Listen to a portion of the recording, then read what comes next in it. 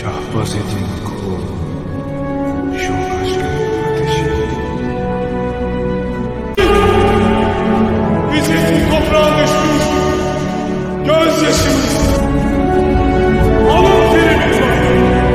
Bizim davamızda her kim Yüce Allah'ın davasına inanır, ona kıymet verirse bizim için bu dava kıyamete dek yaşayacak ve yaşatılacaktır. Zira vakit intikam vaktidir. Dişimiz kan akar. İntikam!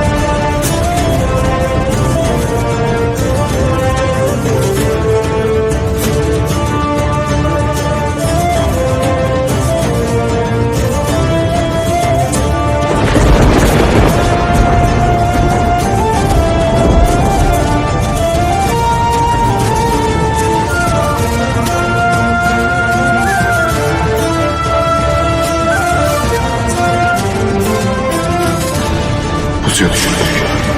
Baskın aldık. Şehitlerimiz var. Turgut!